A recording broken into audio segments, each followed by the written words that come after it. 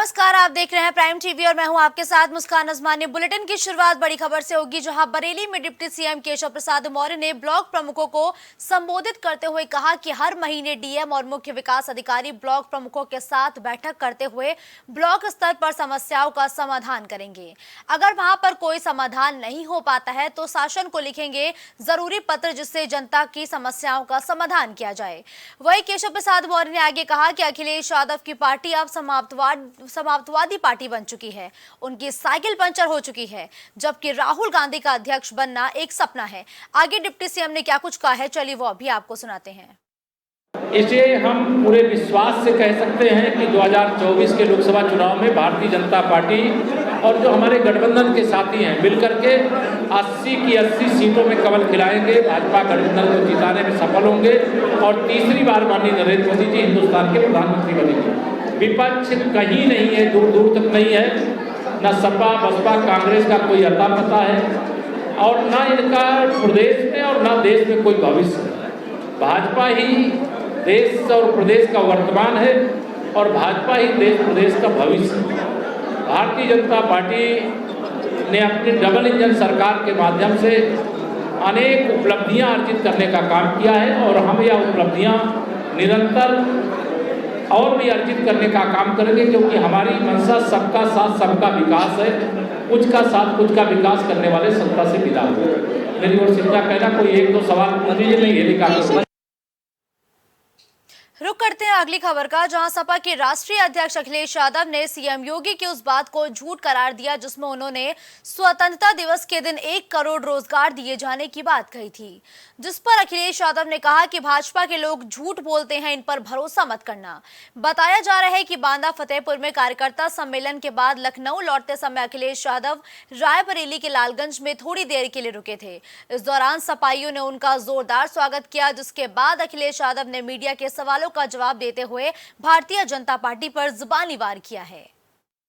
BEd, BTC, शिक्षा में TET pass या अन्य नौकरियां जो शिक्षक विभाग की हैं, अब आप सोचिए शिक्षा विभाग को ये प्राइवेटाइज करने जा रहे हैं।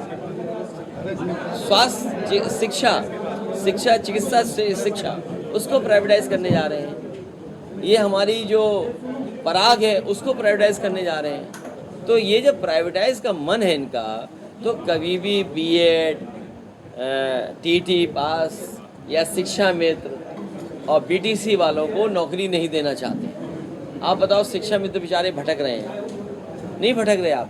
टीटी वाले भटक रहे हैं, आपके बीटीसी वाले भटक रहे हैं, बीएड वाले भटक रहे हैं। तो ये पूरा एजुकेशन सिस्टम इन्होंने बर्बाद कर दिया। और प्राइमरी स्कूल आप कभी भी देखा ना, जो समाज के सबसे गरीब परिवार के बच्चे वही पढ़ रहे हैं सरकारी स्कूल में, और व्यवस्था खराब कर दी। सब प्रधानों से कहा रंग पोत दो, प्रधानों ने रंग पोत दिया।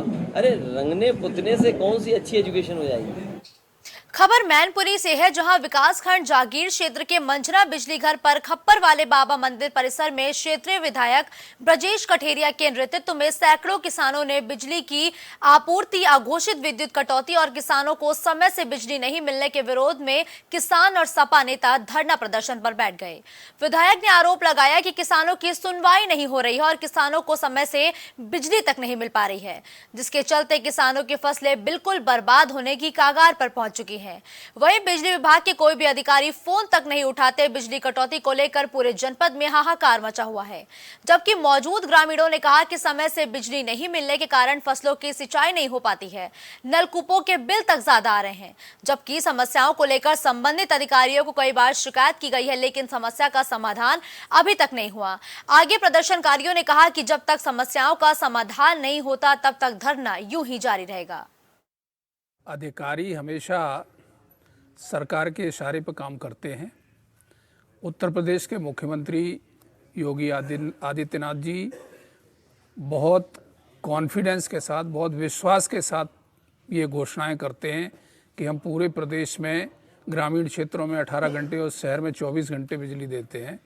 लेकिन स्थिति आज ये है कि ये सारी घोषणाएं, सारी जो है उनकी योजनाएं कागज़ों में हैं, धरातल पर कुछ भी नहीं है।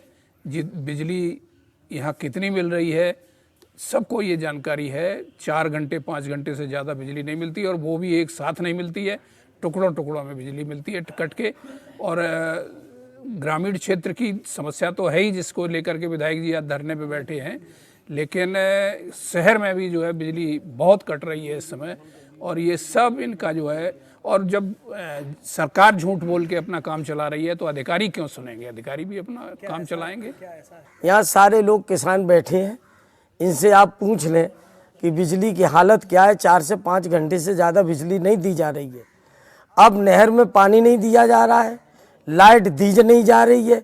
हमारे यहाँ छोटे छोटे किसान हैं, पंजाब या हरियाणा की तरह नहीं है। हमारे यहाँ छोटे छोटे किसान हैं, 10, 5, 15, 20 बीघा वाले, जैसे तैसे अपने बाल बच्चे लगा करके कर्ज लेकर के इधर उधर से फसल को गाड़ पाए हैं धान को। और आज जब उनके सामने फसल सूख रही है तो निश्चित रूप से वो केवल फसल ही नहीं है, वो कोई धान का पौधा नहीं है, बल्कि उस फसल के पीछे इनके बच्चों का, इनके परिवार का भरण पोषण, शिक्षा, शादी विवाह, तमाम सारे सपने उस फसल के साथ जुड़े हुए हैं। और किसान तड़प रहा है, सरकार और अधिकारी कोई बात सुनने के लिए तैयार नहीं। अब खबर गोंडा से है, जहां नवागत क्षेत्राधिकारी कर्नलगंज चंद्रपाल शर्मा ने चार्ज संभालने के बाद अपने सर्किल क्षेत्र के थाना कौड़िया बाजार का निरीक्षण किया है। निरीक्षण के दौरान उन्होंने कहा कि पुलिस के राइफल को साफ होना चाहिए और महिला हेल्प डेस्क पंजीकरण की कमियों को भी दूर करने को कहा। तो वहीं थाना अध्यक्ष कौड़िया योगेश प्रताप सिंह को निर्देशित किया और साइबर हेल्प डेस्क को सुरक्षित रखने के लिए निर्देश भी दिया। साथ ही नियमित फुट पेट्रोलिंग को भी करने को कहा गया है।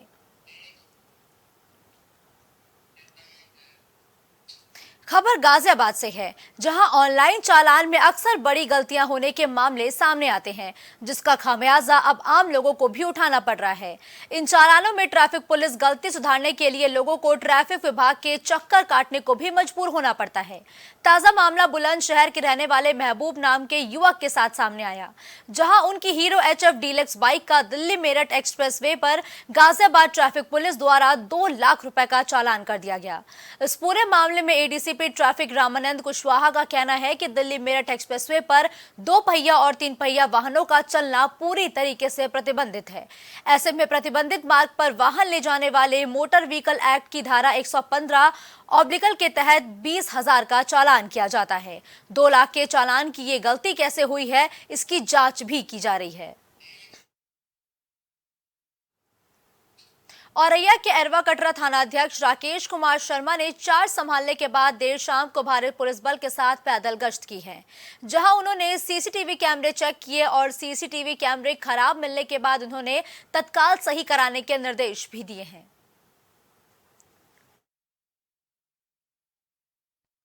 शाम पुलिस बल ने पैदल गश्त किया है। इस दौरान थाना अध्यक्ष ने जब से नया चार्ज संभाला है तब से लगातार वो लोगों के बीच सक्रिय हैं, संवाद स्थापित कर रहे हैं। साथ ही वहां की जनता को सुरक्षा का भी एहसास कराते हुए वो बीते देर शाम नजर आए हैं। खबर हरदोई से है, जहां पाली कस्बे में बस अड्डे के पास झाड़ियों में 3 वर्षीय मासूम का खून से लथपथ शव मिला है, जिसको लेकर आनन फानन में परिजन बच्ची को अस्पताल लेकर पहुंचे, जहां डॉक्टरों ने उसे मृत घोषित कर दिया है। घटना से परिजनों समेत पूरे कस्बे में हड़कंप मच गया है। तो वहीं कस्बे के बीचों बीच दिन दहाड़े हुई मासूम के साथ घटना से पूरे कस्बे में गुस्सा देखने को मिल रहा है। 3 वर्षीय मासूम के साथ हुई अमानवीय घटना को लेकर लोग तरह तरह के कयास भी लगा रहे हैं और अब मृतक बच्ची के परिजन लगातार यही कहते हुए नजर आ रहे हैं कि बच्ची के साथ किसी बड़ी वारदात को अंजाम भी दिया गया है। जो जानकारी में आया है, दिन में लगभग 1 बजे कस्बे से ही एक 4 वर्षीय बालक घर से निकल के कहीं गायब हो गया था। परिजनों के ढूंढने पर उसको एक निर्जन स्थान है, झाड़ियों में वो मूर्छित अवस्था मिला, ऐसा बताया गया है। कुछ ब्लीडिंग टाइप की कान से दिखाई पड़ रही थी।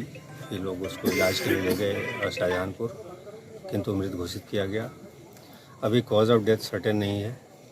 कुछ प्रारंभिक जानकारियाँ मिली हैं कि कैसे यहाँ तक आया है। अभी तक तो यही है कि अकेले आया था बालक, कॉज ऑफ डेथ जैसा मिलेगा और जो तहरीर मिलेगी घर वालों के जो भी स्टेटमेंट्स होंगे उस हिसाब से अग्रिम कार्रवाई की जाएगी।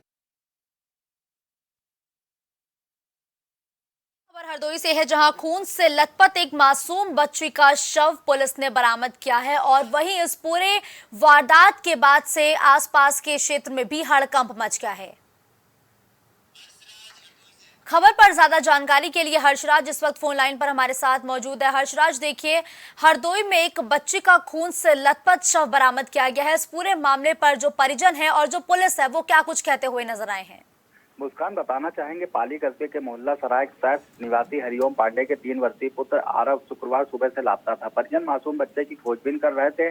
तभी दोपहर में मासूम आरव खून से लथपथ अवस्था में पाली कस्बे के निकट पंत इंटरमीडिएट कॉलेज के क्रीडा मैदान में स्थित झाड़ियों के बीच पड़ा मिला। जानकारी होने पर चंद देर में मौके पर सैकड़ों लोगों की भीड़ जमा हो गई। सूचना पर पहुंचे परिजन आनंद फान ने आरव को शाहजहांपुर के एक निजी अस्पताल ले गए, जहां डॉक्टरों से मृत घोषित कर दिया है। घटना से परिजनों सहित पाली कस्बे में हड़कंप मच गया है। जी हर्षराज, आसपास के लोग अब क्या कहते हुए नजर आ रहे हैं इस पूरे मामले को देखकर, क्योंकि लगातार परिजन यही आरोप लगा रहे हैं कि दिन दहाड़े इस पूरी वारदात को अंजाम दिया गया है। कस्बे के बीचों बीच दिन दहाड़े हुई मासूम के साथ घटने से पूरे कस्बे में आक्रोश है। 3 वर्षीय मासूम के साथ हुई अमानवीय घटना को लेकर लोग तरह तरह के कयास लगा रहे हैं। फिलहाल पाली पुलिस मामले की जांच पड़ताल में जुटी हुई है। जी बिल्कुल ठीक है, धन्यवाद हर्षराज इस खबर पर हमारे साथ जुड़ने के लिए। अब खबर देवरिया से है, जहां डीएम अखंड प्रताप सिंह ने बंजरिया से प्रगतिशील पशुपालक सलाउद्दीन खान के बकरी पालन और प्रशिक्षण केंद्र का निरीक्षण किया है। इस मौके पर डीएम ने कहा कि एफपीओ के माध्यम से बकरी पालन को प्रोत्साहन दिया जाएगा और जनपद में कई प्रगतिशील पशुपालक बकरी पालन के जरिए कामयाबी की नई इबारत लिख रहे हैं। साथ ही बकरी पालन आधारित एफपीओ का गठन कर अधिक से अधिक युवाओं को इससे जोड़ा भी जाएगा। देवरिया में जब से आया हूँ तो एफपीओ प्रोग्राम को हम लोग गति देने की कोशिश कर रहे हैं। तो उस गति देने की कोशिश में हम लोगों ने कई सेक्टर आइडेंटिफाई किए हैं, जिसमें गोटरी एक प्रमुख सेक्टर है। तो मुझे आज पता चला कि सलाहुद्दीन जो हैं, ये जो है एक एसआरके गोट फार्म यहाँ चलाते हैं, जो कि बहुत उन्नत विधि से और उन्नत नस्ल की बकरियों का पालन करते हैं। तो आज इस फार्म का विजिट किया गया। इस फार्म में इनके द्वारा कई ब्रीड की बकरियों का पालन किया जा रहा है, जिसमें बर्बरी, ब्लैक बंगाल, सोजत, गुजरी, इसके बाद कश्मीरी ब्रीड की इनके पास बढ़िया एक तरह से देखा जाए तो ब्रीडर मेल हैं। और साथ ही साथ इनके जो पालन की तकनीक है, तो देहाती पालन की तकनीक से बहुत बेटर तकनीक है, चूँकि सलाहुद्दीन इसको बहुत अच्छे तरीके से कर भी रहे हैं। तो मेरी एक उम्मीद इनसे ये है कि जैसे हम लोग जिन लोगों को यहाँ पर सिखाना चाहते हैं, ये उनके लिए एक तरह से पायनियर बने, लोगों को सिखाएं, ट्रेनर बने, और साथ ही साथ अपने फार्म में नए इनोवेशन करके, जैसे प्रोडक्टिविटी जो अभी निकल के आ रही है, इस प्रोडक्टिविटी में इनकी और इन्हेंसमेंट हो। अभी जैसे बेसिकली बकरी का सिर्फ पालन है, हम चाहते हैं बकरी के जो बाई प्रोडक्ट हैं, जैसे गोट चीज़ है, इनके पालन, इनके उत्पादन में भी ये आगे आएँ। तो आज इसी का हम लोगों ने पूरा भ्रमण किया है और इसी को एज ए मॉडल हम लोग देवरिया में डेवलप करने की कोशिश। पुलिस अधीक्षक बीबीजीटीएस मूर्ति के निर्देशन में थाना डेरापुर पुलिस टीम और सर्विलांस टीम की संयुक्त कार्रवाई में पुलिस को बड़ी सफलता हाथ लगी है। बताया जा रहा है कि पुलिस ने 24 घंटे के अंदर हत्या के अभियुक्तों को गिरफ्तार कर लिया है और मामले की जांच पड़ताल भी शुरू कर दी है। पांडे जो है, मृतक की जो पत्नी प्रतिमा है, उनके प्रेमी थे, और इन दोनों ने पहले प्लान किया कि कैसे भी ये जो इनके जो मृतक है उनको बीच रास्ते में हटाना था। तो फिर इन्होंने अभिनव तिवारी उर्फ नंदू और प्रदीप कुमार से मतलब प्लान बनाया।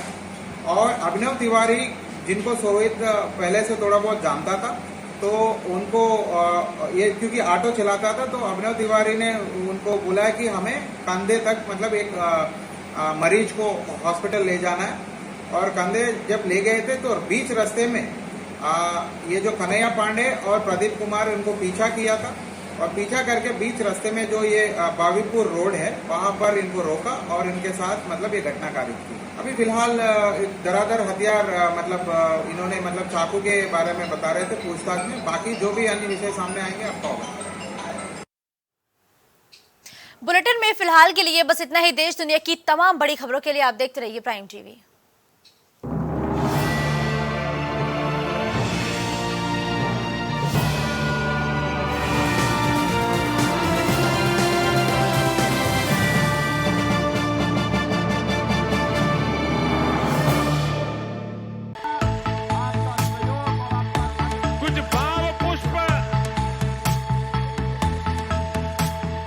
आप देख रहे हैं प्राइम टीवी, सच साहस।